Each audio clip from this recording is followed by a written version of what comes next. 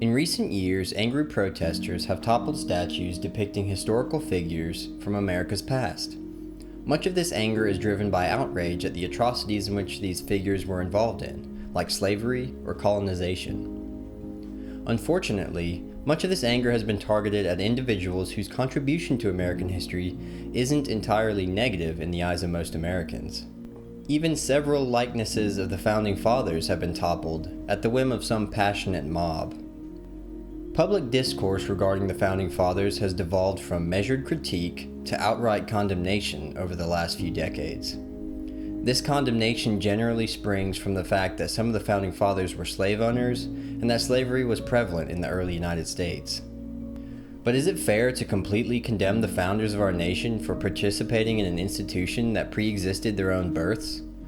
Should we discard all of the contributions of the founders because they owned slaves and lived in a society where slavery was legal? More generally, how should we evaluate historical figures that made meaningful, positive contributions, but often behaved in immoral ways and participated in common societal practices that we now deem despicable? Our aim is neither blind damnation or veneration of any individual in question. Instead, it is to paint a fair, historically accurate depiction of the person and to carefully evaluate their lasting effects on history. One model by which we can begin to judge historical figures is by considering what actions and behaviors the individual committed were common to the time in which they lived, and which actions were uncommon to their time. After all, it is de facto the uncommon acts an individual carries out that makes them a historical figure. For instance, in the cases of Thomas Jefferson and George Washington, owning slaves was common amongst the wealthy colonists. However, there is only one author of the Declaration of Independence, and only one first president of the United States. Toppling statues of Jefferson and Washington to protest against their ownership of slaves is to mistake, or perhaps intentionally distort, the true reason why statues of Jefferson and Washington exist in the first place. These statues do not exist because they were slave owners, but because they were founding fathers and early presidents of the American Republic. We can apply the same method to evaluate figures we agree contributed negatively to history as well. For example, a number of tyrannical dictators had qualities which at face value we agree to be healthy and admirable. Loving dogs and having an appreciation for the arts are generally viewed as positive traits in someone. However, these traits are common and not at all the reason we learned about Hitler and Stalin in history class. We study these dictators in order to learn valuable lessons about preventing tyranny because of the atrocity these men committed. The moral arc is referred to in a quote by 19th century Unitarian minister Theodore Parker. He states, "Look at the facts of the world. You see a continual and progressive triumph of the right. I do not pretend to understand the moral universe.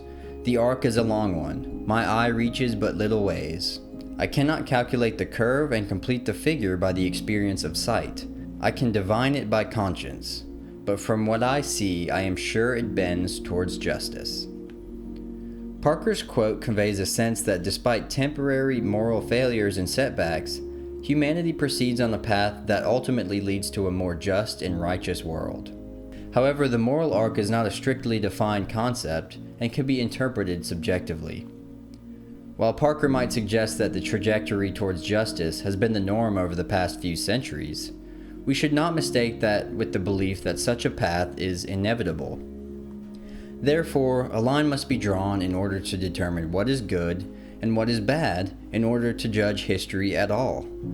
Thus, an individual or society must have a formulation of what constitutes justice.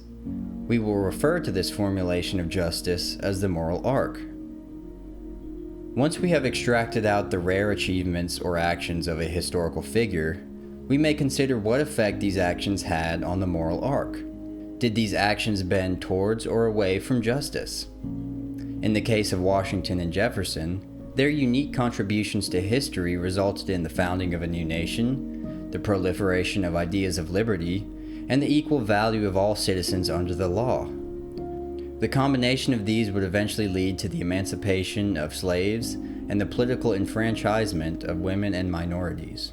While these men owned slaves and lived in a world which did not recognize women as full citizens, these moral shortcomings are not unique to them. The early colonies had many slave owners who failed to contribute the slightest to the founding of the United States, and so their names are forgotten. Let's now consider a thought experiment to demonstrate why it might be reasonable to adopt the proposed model. Imagine it's 200 years into the future.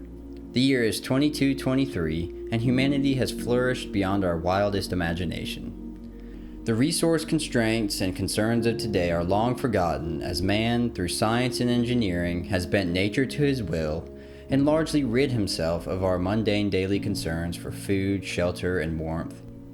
Long forgotten are the days when man needed to raise, farm, and kill animals for the consumption of meat.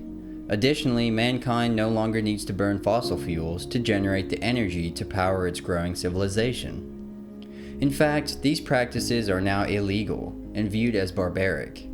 Would we want the great individuals of our time to be forgotten and even demonized simply because they ate steak and drove cars with internal combustion engines, even when their achievements had nothing to do with eating meat or burning fossil fuels? Clearly, we would not wish for the great individuals of our time to be judged so harshly because they participated in common social norms of their time. A proper understanding of history does not blame great people for participating in social norms of their time because social norms evolve. Instead, it seeks to understand the unique context of these social norms and celebrates the progress we have made along the winding moral arc. The attempt here is to provide a reasoned, logical, even formulaic method of judging historical figures and their lasting effects on history. Future scholarship should seek to properly appreciate the unique times in which many historical figures lived and to understand the complexities of these historical personalities. Thanks for watching this video. Please like, comment, and subscribe if you'd like more. Also consider becoming a member by clicking the join button on the right side of the channel page. You'll get unique perks and you'll be supporting our mission to reach more people with the ideas that built the West. As always, read on.